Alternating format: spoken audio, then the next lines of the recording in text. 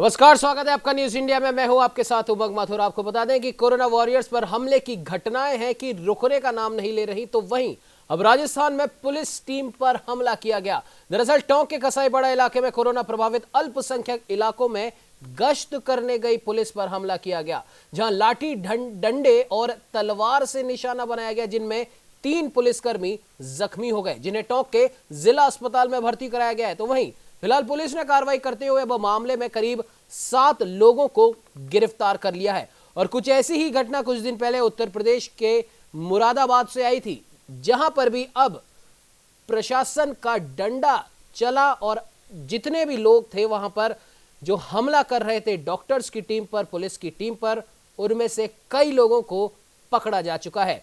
तो अब ऐसे लोगों को भी सावधान हो जाना चाहिए। जो लोग भी आपके लिए, आपके परिवार के लिए, आपकी ही जान की सुरक्षा के लिए आपके पास में आ रहे हैं, उन्हें तो भगवान का दर्जा मिलना चाहिए। लेकिन इस तरीके की हरकतें इन भगवानों के साथ अगर होगी तो आप सोच सकते हैं कि क्या हाल होगा उस इलाके का और उस इलाके के बाद उस शहर का। कोरोना महामारी का जो संकट काल इस समय चल रहा है, उसमें इन जैसे कुछ लोगों की वजह से रुकावट नहीं लग पा रही है। हालांकि टोंक के कसाईपाड़ा में पुलिस की टीम पर जो हमला किया गया था, उनमें से 7 लोगों को गिरफ्तार कर लिया गया है। आपको बता दें कि अतिरिक्त पुलिस अधीक्षक विपिन शर्मा ने बताया कि शुक्रवार की सुबह पुलिस गश्त कर रही थी। इस दौरान बावड़ी मोहल्ला में कसाईयों की गली में पुलिस पर हमला किया गया, जिसमें कांस्टेबल राजेंद्र, भागचंद एवं रामराज घायल हो गए, जिनको इलाज के लिए सादत अस्पताल टोंक में भर्ती कराया गया। उन्होंने बताया कि गश्त के समय इलाके में कर्फ्यू होने के बावजूद आवागमन हो रहा था, जिस दौरान ही लोगों ने पुलिस गश्ती दल पर हमला किया।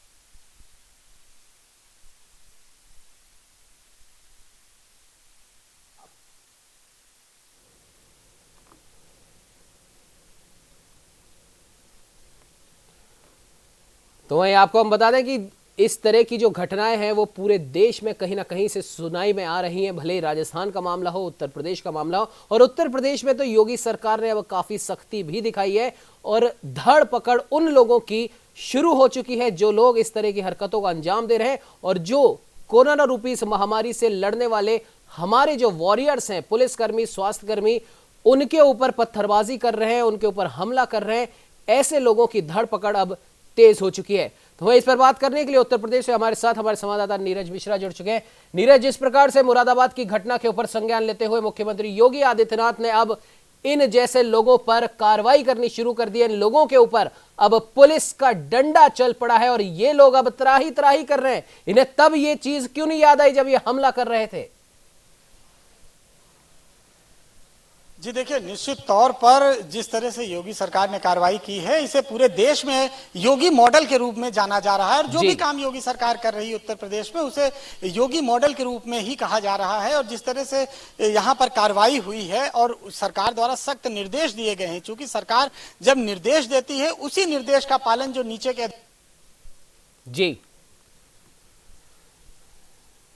घटना है, और उस घटना को देखने के बाद न केवल उत्तर प्रदेश का व्यक्ति बल्कि पूरे देश से ये आवाज आई कि ऐसे व्यक्तियों पर सख्त कार्रवाई की जाए। क्योंकि अगर पुलिसकर्मी लोगों को अंदर जाने के लिए कह रहे हैं, या जो कोरोना वॉरियर्स हैं, जो डॉक्टर्स हैं, वो अगर लोगों को समझा रहे हैं, उनका इलाज के लिए अगर उनको कह रहे हैं, और ऐसे लोगों पर आप अगर पत्थर मार रहे हैं, तो निश्चित तौर पर आप मानसिक रूप से बीमार लोग हैं। और ऐसे लोगों का इलाज निश्चित तौर पर सख्त कार्रवाई के तहत करना चाहिए। और योगी सरकार ने जिस तरह का निर्देश दिया है वो निश्चित तौर पर सराहनीय है। और न केवल सराहनीय है बल्कि ये लोग ऐसे लोगों के खिलाफ भी पूरी तरह से साजिश रच रहे हैं जो ईमानदारी से और अनुशासन के तहत अपने अपने घरों में लॉकडाउन का पालन कर रहे हैं। क्योंकि अगर इन लोगों को कोरोना होगा या ये लोग बीमारी फैलाएंगे, तो जो लोग लॉकडाउन का पालन कर रहे हैं, उनकी सारी मेहनत, उनकी सारी तपस्या पर पानी फिर जाएगा। बिल्कुल नीरज, आपने सही कहा कि जो लोग इस लॉकडाउन की लक्ष्मण रेखा के अंदर है, उसे पार नहीं कर रहे हैं, अपनी सरकार का साथ दे रहे हैं, भले ही फिर वो राज्य सरकार हो या फिर केंद्र सरकार हो या किसी भी पार्टी की सरकार हो, उस चीज का पालन करते हुए अपनी सरकार के साथ मजबूती के साथ खड़े हुए हैं, उन सभी लोगों की मेहनत पर पानी फेरने का ये काम कर रहे हैं। नीरज, आप हमारे साथ बने रहिए। हमारे साथ राजस्थान टॉक से संवाददाता दिनेश गौतम जुड़ चुके हैं। दिनेश, जिस प्रकार से टॉक की ये घटना संज्ञान में आई थी, लेकिन अब उन पर कार्रवाई भी उतनी ही जल्दी हुई है, क्या कुछ अपडेट है इस घटना पर? बताना चाहूंगा, अभी तक जो सूचना हमें प्राप्त हुई है उसके अनुसार अभी पुलिस ने एडिशनल एसपी साहब से बात हुई थी, उनके अनुसार 17-18 लोगों के खिलाफ मुकदमा दर्ज भी कर लिया है और उसमें से 25-30 अन्य व्यक्तियों के बिना नाम दर्ज मुकदमा नहीं करा है और लगभग 7 या 8 आरोपियों को गिरफ्तार करने की अभी सूचना भी हमें बिल्कुल प्राप्त हो रही है। जी बिल्कुल दिनेश, आपने अभी उप मुख्यमंत्री सचिन पायलट ने भी टोंक का दौरा अभी किया है, उनसे आपकी बातचीत हो पाई? उनका क्या कुछ कहना है इस घटना के ऊपर? उन्होंने यही कहा है कि अभी तो कोई ज्यादा नहीं, वो अधिकारी के रूप की बैठक प्राप्त की है, उन्होंने प्राप्त की है और सारे अधिकारियों की बैठक ली है और उन्होंने एक ही संज्ञान लिया है कि जो भी दोषी पाए जाएंगे उनके खिलाफ कठोर से कठोर कार्रवाई की जाएगी। और इसी बीच में एक हमें खबर आ रही है कि जो टोंक सवाई माधोपुर के सांसद है सुखबीर सिंह जोनापुरिया, उन्होंने जो भी दोषियों के खिलाफ जो मुकदमा दर्ज हुआ है उस मुकदमे में रासुका की लगाने की मांग की है और इस जो घटना है कि उन्होंने कड़े शब्दों में निंदा की है। जी बिल्कुल दिनेश, आप हमारे साथ बने रहिए। नीरज, आपके पास मैं वापस आना चाहूंगा। जिस प्रकार से मुख्यमंत्री योगी आदित्यनाथ ने और प्रशासन ने अपनी सरकारी मशीनरी का सहयोग करते हुए इनके ऊपर कार्रवाई की है, मुरादाबाद की घटना जिन लोगों ने अंजाम दी थी वो वाकई में काबिल तारीफ है। और नीरज, यहां पर एक मुख्य बात समझने वाली यह है कि आज स्वास्थ्य विभाग, केंद्रीय स्वास्थ्य विभाग की एक समीक्षा बैठक हुई, प्रेस वार्ता हुई, उसमें कहा गया है कि लगभग 40% तक के मामले ठीक हो चुके हैं। और ये अगर मामले ठीक हुए हैं तो इनमें जाहिर सी बात है आम जनता का सहयोग तो है ही, लेकिन उससे ज्यादा सहयोग और मेहनत हमारे इन कोरोना वॉरियर्स की है, जो अपनी जान पर खेलकर अपने परिवार से दूर ऐसी जगहों पर जा जाके स्क्रीनिंग कर रहे हैं, टेस्टिंग कर रहे हैं लोगों की, और हॉस्पिटल्स में मौजूद हैं, सड़कों पर ये कोरोना वॉरियर्स पहरा दे रहे हैं ताकि इस संक्रमण से जितनी जल्दी से जल्दी हो बचा जा सके। तो ये एक अच्छी खबर है। हालांकि यह आंकड़ा 40% है, लेकिन यह आंकड़ा और भी बढ़ता समय से पहले अगर इन सारी घटनाओं पर लगाम लग जाती, और अभी भी हालांकि देर नहीं हुई है। क्या कहेंगे नीरज? जी हाँ, बिल्कुल। देखिए, ये जो भी लोग ठीक हो रहे हैं उनमें और किसी को 1% का योगदान न दिया जाए। ये सारा योगदान उन डॉक्टर्स का है जो अपनी जान पर खेलकर इन मरीजों का इलाज कर रहे हैं। और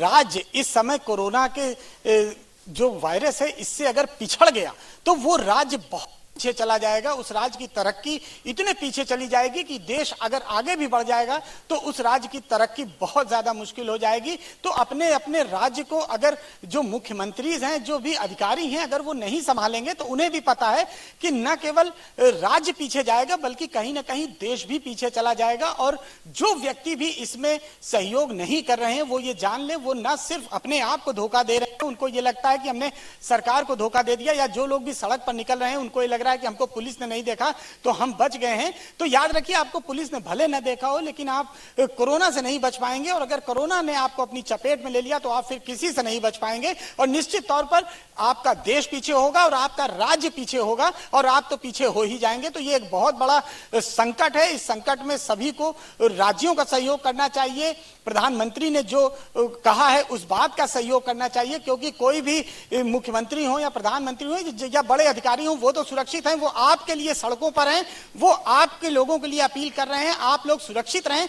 इसके लिए सरकार प्रतिबद्ध है, इसके लिए सरकार लगातार कार्य कर रही है। पुलिसकर्मी 24 घंटे सड़कों पर है, वो अपने घर के लिए सड़कों पर नहीं है और वो लगातार सहयोग कर रहे हैं। तो ऐसे में जो लोग भी सड़कों पर उतर रहे हैं या छुप कर निकल रहे हैं, उनको ये लग रहा है कि पुलिस हमें नहीं देख रही और वो सफल हो रहे हैं, तो ऐसे लोग अपने आप को धोखा दे रहे हैं और ऐसे लोगों पर लगातार सख्त कार्रवाई करने की जरूरत भी है।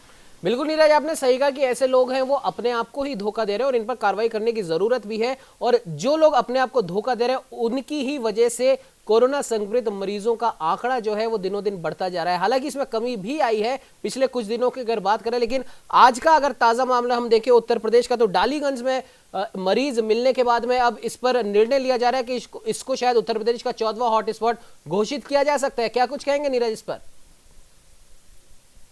जी हाँ, बिल्कुल। लखनऊ के यहाँ पर मिला है डालीगंज में, और यहाँ पर अब फिर हॉट स्पॉट बनाया जा रहा है और वहाँ पे सीलिंग की कार्रवाई शुरू कर दी गई है कि वहाँ के आसपास के एरिया को सील कर दिया जा रहा है और जो भी लोग उस व्यक्ति की चपेट में आए थे उनकी भी जांच की जाएगी। चूंकि सरकार पूरी तरह से गंभीर है, जहां भी इस तरह के मरीज मिल रहे हैं सरकार पूरी प्रतिबद्धता के साथ, और डॉक्टर्स की जो टीमें हैं वो भी पूरी प्रतिबद्धता और ईमानदारी के साथ काम कर रही है। और कहा जाए कि लखनऊ में उनको काफी सहयोग मिल रहा है, लेकिन उत्तर प्रदेश के कई ऐसे राज्य हैं जहां पर धर्म के नाम पर या लोगों को बरगलाया जा रहा है, क्योंकि बिना बरगलाए किसी के कोई एक मोहल्ला पत्थरबाजी या पुलिस पे हमला नहीं कर सकता। तो उनको कहीं ना कहीं दिग्भ्रमित किया जा रहा है, उनको कुछ समझाया जा रहा है। तो खासकर ऐसे लोगों पर नकेल कसने की जरूरत है कि जो ऐसे अनपढ़ और कम पढ़े लिखे हुए लोगों को बहकाकर पुलिस पर पत्थरबाजी कर रहे हैं। किसी शख्स की हिम्मत नहीं कि एक पुलिस वाला अगर निकल जाए तो उसके ऊपर पत्थर फेंक दे।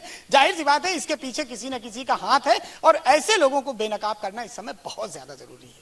बिल्कुल नीरज, आपने सही कहा, इन लोगों पर सख्त लगाम लगना बेहद जरूरी है और शायद यही एक आखिरी तरीका बचा है कि अब इनके ऊपर और ज्यादा सख्ती से पेश आया जाए। नीरज, आप हमारे साथ बने रहिए। जयपुर से हमारे संवाददाता दीपक चावला हमारे साथ जुड़ चुके हैं।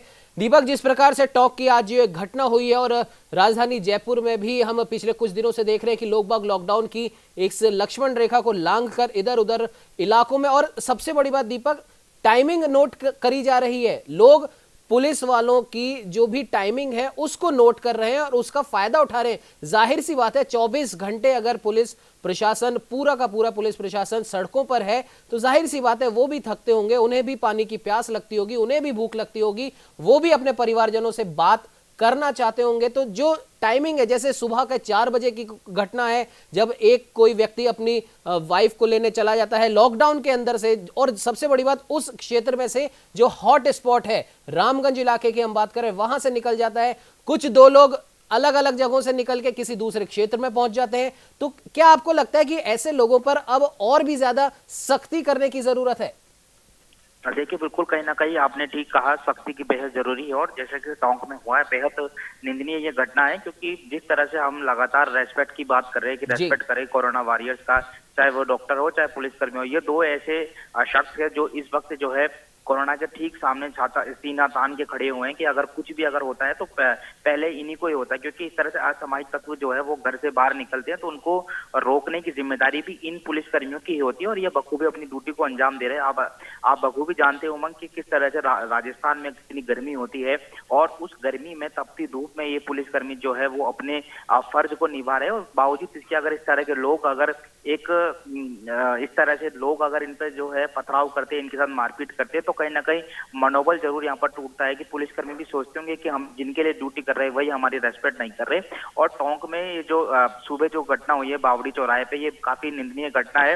हालांकि पुलिस ने यहाँ पर त्वरित कार्रवाई की है। मेरी आईजी हवा सिंह जी से अभी बात हुई है तो उन्होंने कहा है कि करीब 7-8 लोगों को हिरासत में लिया जा चुका है, मुकदमे सभी पे दर्ज कर लिए गए हैं और जो भी लोग हैं उन्हें भी चिन्हित कर लिया है, जो मामले में फरार कर रहे हैं उन्हें भी गिरफ्तार कर लिया जाएगा। लेकिन कहीं ना कहीं ऐसे असामाजिक तत्वों पर कड़ी से कड़ी कार्रवाई होनी चाहिए। जैसे ही इस टोंक की घटना की खबर सचिन पायलट को मिली तो डिप्टी सीएम है वो खुद वहां मौके पर पहुंचे हैं। स्थानीय जो एमएलए उन्होंने भी इस घटना की निंदा की और कहीं ना कहीं सोशल मीडिया पर भी जब ये बात सभी को मालूम पड़ी मीडिया के माध्यम से, तो कहीं ना कहीं लोगों ने भी इसकी निंदा की कि आखिर क्यों लगातार और बार बार जो है इस तरह से पुलिसकर्मियों में हमले हो रहे हैं। जो फोटो है, तस्वीर है, वो मैंने भी देखी है किस तरह से पुलिसकर्मी हमारे जवान जो है वो घायल, उनके सर में काफी गंभीर चोट लगी है। अगर गनीमत रही कि किसी की कोई गंभीर चोट नहीं लगी, वरना कुछ एक बड़ी अनहोनी घटना भी हो सकती थी। बिल्कुल दीपक, काफी बड़ी अनहोनी घटना भी हो सकती थी और सबसे बड़ी बात यह है कि इन पुलिस वालों का, इन कोरोना वॉरियर्स का मनोबल तो इससे टूटता ही है। साथ ही साथ हमें ये भी ध्यान रखना चाहिए और हम तो खैर ध्यान रख ही रहे हैं, जो लोग भी इस लॉकडाउन की लक्ष्मण रेखा को मान रहे हैं, अपनी राज्य सरकारों का आदेश मान रहे हैं, केंद्र सरकार को आदेश मान रहे हैं, वो सब इसका ध्यान रख रहे हैं। लेकिन अब उन लोगों को भी इसका ध्यान रखना चाहिए जो इस तरह की हरकत कर रहे हैं, क्योंकि इन कोरोना वॉरियर्स का भी परिवार है। जब उन लोगों तक ये खबरें पहुंचती होंगी तो सोचने वाली बात है कि उनके ऊपर क्या कुछ बीतती होगी। देखिए बिल्कुल उमंग, आपने ठीक कहा। बिल्कुल इनका भी सबका परिवार है और इस वक्त इन सबका परिवार तो है ही, लेकिन पूरा जो राजस्थान है, पूरा जो भारत है, वह भी इनका परिवार ही है। और हम सबको जब हमको सब पता चलता है कि इस तरह की कोई घटना घटी है तो हम सबको भी बुरा लगता है। ये सुनना अच्छा बिल्कुल नहीं लगता, क्योंकि ये लोग किसके लिए ड्यूटी कर रहे हैं? हमारे लिए, आम पब्लिक के लिए। ये क्यों रोक रहे हैं पब्लिक को? ताकि उसी पब्लिक की जान ना जाए, उसी पब्लिक से संक्रमण ना फैले। तो बिल्कुल निस्वार्थ ये पुलिसकर्मी है जो अपनी ड्यूटी को अंजाम दे रहे हैं। जिस धूप के अंदर आप आधा घंटा खड़े नहीं हो सकते, उस धूप के अंदर ये 18 से 12 घंटे अपनी ड्यूटी कर रहे हैं और लोगों को समझा रहे हैं। उन्हीं को समझा रहे हैं जिनको खुद को खतरा है, बावजूद उसके लोग समझने को तैयार नहीं हो रहे। उल्टा पुलिस पर वो हावी होते हैं। इस तरह की देश भर में इस तरह की घटना अगर कहीं भी सामने आती है, टोंक से हुई है, इंदौर में हुई है और ऐसी देश भर के अलग अलग शहरों में इस तरह की घटना सामने है, तो बेहद ये निंदनीय घटना है। और जितना ज्यादा हो सके इस पे गंभीर धाराओं में मुकदमा बनाना चाहिए और हो सके तो जो भी आरोपी है उसकी प्रॉपर्टी को भी सीज करना चाहिए। जिस तरह से यूपी की सरकार ने एक कठोर निर्णय लिया है, वैसे ही हर राज्य की सरकारें भी इस तरह का कठोर निर्णय ले, तभी जाकर ऐसी घटनाओं को रोका जा सकता है। जी उमंग, बिल्कुल दीपक, आपने सही कहा। और जाहिर सी बात है, इस संकट काल में, इस मुसीबत के समय में जब सब लोग एक दूसरे का साथ दे रहे हैं, अपनी सरकारों का साथ दे रहे हैं, और कुछ लोग जो इस साथ को तोड़ने में लगे हुए हैं, उनके खिलाफ ऐसी सख्त कार्रवाई जरूर होनी चाहिए, फिर वो भले किसी भी धर्म का हो, किसी भी जाति का हो, किसी भी समाज का हो। खैर, आप हमारे साथ बने रहिए। हमारे साथ रिटायर्ड आईपीएस राजेश जी जुड़ चुके। राजेश जी, बहुत बहुत स्वागत है आपका न्यूज इंडिया में। राजेश जी, इस तरह की जो घटनाएं हैं आपने भी सुनी होंगी। उत्तर प्रदेश के मुरादाबाद की है, राजस्थान से टोंक की है, मध्य प्रदेश से इंदौर की है, महाराष्ट्र से, और लगभग देश के हर कोने से इस तरह की छुटपुट खबरें आती ही रहती हैं। ये सबसे बड़ी बात यह है कि उत्तर प्रदेश में और राजस्थान में जिस प्रकार से प्रशासन ने इनके खिलाफ संज्ञान लिया है, क्या आपको लगता है कि अब और भी ज्यादा सख्ती ऐसे लोगों पर दिखानी चाहिए? उत्तर प्रदेश में तो मैं समझता हूँ जितनी सख्ती होनी चाहिए सख्ती हो रही है जी, और बहुत पर्याप्त सख्ती हो रही है और उस सख्ती से प्रभाव भी पड़ा है। लेकिन मैं समझता हूँ कि सख्ती के बावजूद इस चीज को लोगों को समझने की बात है, क्योंकि जो आम नागरिक है, जो हम आप हैं, जो लोग ले में हैं, उनकी ये समझ में नहीं आ रहा है कि ये लोग विरोध किस बात का कर रहे हैं। ये मानसिकता समझ में नहीं आ रही है। आप ये देखिए कि अगर कोई हिंसक पशु भी है, अगर वो भी उसको अगर कोई किसी की मदद करता है, किसी के मांग पे पैर में कांटा चुभ गया, हमने देखा है कि शेर के पैरों में कांटा चुभ गया और एनजीसी पे और सब जगह दिखाया जाता है कि जो आदमी उनकी मदद कर देता है, जो आदमी उनके दर्द को दूर करने में सहायक होता है, तो उनके प्रति भाव दिखाई पड़ते हैं, उनको नुकसान नहीं करते हैं, उनके प्रति आधार उनके मन में रहता है। कई बार आपने देखा उनको हक कर रहे हैं जो वहाँ के चिंपैंजी हैं जी, तो जानवर इस बात को समझता है कि हमारी मदद करने के लिए आ रहा है, वो हमारे लिए प्यारा होना चाहिए, हम उसको जो है उसको आभारी है उसके लिए। यहाँ उल्टा ऐसा हो रहा है, जो हमारी मदद करने के लिए आ रहा है, हमको बीमारी से दूर करने के लिए हमको आइडेंटिफाई करके हमको लेकर करके हमको आइसोलेशन में रख करके हमारा इलाज करना चाहता है, जो हमको भी बचाना चाहता है, हमारे बच्चों को भी बचाना चाहता है, हमारे संबंधियों को भी बचाना चाहता है, उस आदमी से ये इस तरह की दुश्मनी लोग उनके ऊपर पत्थरबाजी और इस तरह की चीजें करते हैं। ये दरअसल समझ बाहर है। एक बात समझ की बात की, लोग जैसे आतंकवादी लोग होते हैं, वो अपने शरीर में बम बांध करके चले जाते हैं और अपनी जान की फिक्र नहीं करते हैं, इसलिए वो समझते हैं कि अगर हम मर जाएंगे तो अपने मारने में हम 10 लोगों को मार देंगे, तो हमारा जो है करने जाते हैं, समझ जाते हैं। लेकिन यहाँ क्यों इस तरह का बात है? क्योंकि अपनी जिंदगी का सवाल है, अपनी जिंदगी को भी बचाना है उनको। फिर भी तो बात करता है, ऐसा लगता है कि ये हम समझ नहीं आती है। फिर भी कम से कम जो पहली बात है उसके लिए प्रयास होना चाहिए। मैं समझता हूँ कि जो धार्मिक जिन भी धर्मों के लोग ये कर रहे हैं, उनके जो धार्मिक नेता है, धार्मिक ग्रुपों में भी जो विभिन्न मत के हैं, कोई किसी बात को मानता है, कोई किसी मत को मानता है, कोई वो लोग सारे मत मकान घुमा करके, इसमें मानवता की बात है।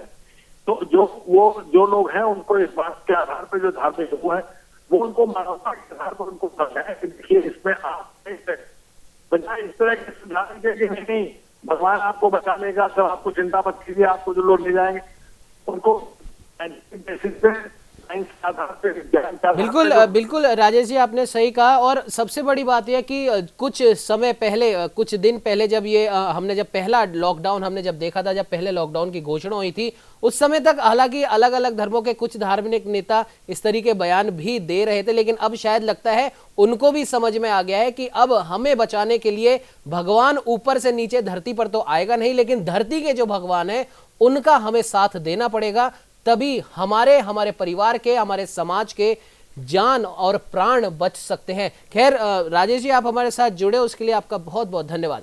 नीरज, आपके पास आना चाहूंगा। जिस प्रकार से आज मुख्यमंत्री योगी आदित्यनाथ की पहल पर और उत्तर प्रदेश और राजस्थान सरकार के आपसी प्रयास के बाद में उत्तर प्रदेश के अलग अलग जिलों से जो बच्चे जो राजस्थान की शिक्षा नगरी कोटा में जो हैं, इस लॉकडाउन के चलते वहां पर फंसे हुए हैं, जो विभिन्न प्रतियोगी परीक्षाओं की तैयारी करने वहां पे गए थे, लगभग ऐसे 8000 बच्चों को चिन्हित किया गया है। उनके लिए बसें लगवाई गई हैं। राजस्थान और उत्तर प्रदेश दोनों के प्रशासन साथ में लगे हुए हैं ऐसे लोगों, ऐसे बच्चों को उनके घरों तक पहुंचाने के लिए। और इन बच्चों में ये बात नीरज मैंने इसलिए उठाई है क्योंकि इन बच्चों में कोई किसी धर्म का होगा, कोई किसी जाति का होगा, किसी अलग समुदाय का होगा। तो अब इस तरीके के जो लोग हैं जो पत्थरबाजी कर रहे हैं हमारे कोरोना वॉरियर्स के ऊपर, उनको ये सोचना चाहिए, जब हमारी तमाम सरकारें हैं, हमारे ही बच्चों को, हो सकता है वो आपके किसी मित्र के, आपके रिश्तेदार के भी बच्चे हों, उनके लिए भी ऐसे ऐसे प्रयास कर रहे हैं, तो क्यों नहीं हमें समझ में आता, क्यों नहीं इन जैसे लोगों को समझ में आता? नीरज,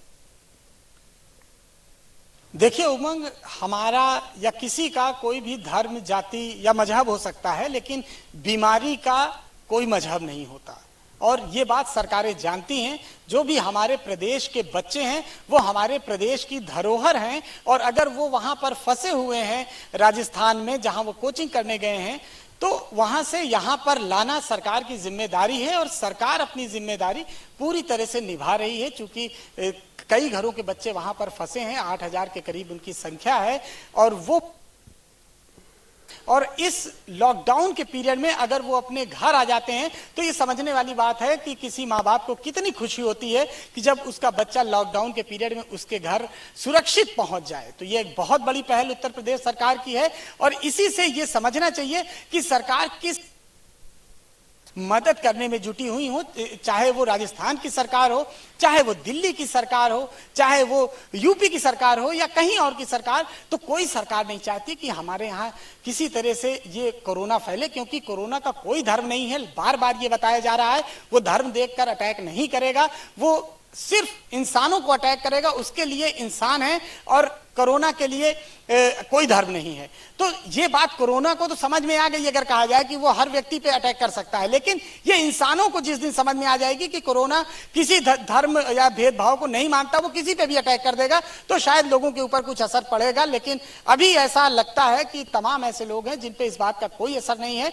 और आज उत्तर प्रदेश में ही जो आंकड़े निकल आए हैं कि करीब 60% लोग ऐसे हैं जो जमातियों से जुड़े हुए हैं, उनके ऊपर कोरोना सबसे ज्यादा चिन्हित किया गया है। जो कोरोना के कीटाणु पाए गए हैं, जो वायरस उनके अंदर सबसे ज्यादा मिला है। तो इस बात से योगी सरकार ने साफ तौर पर अधिकारियों को निर्देश दिया है कि ऐसे लोगों को चिन्हित किया जाए और ऐसे लोगों को सजा दी जाए। और साथ ही थानेदारों को भी ये कहा गया है कि वो घूम घूम कर ऐसे लोगों की जांच करें और उन्हें चिन्हित करें, जिससे उन्हें कम से कम इलाज के लिए भेजा जाए। और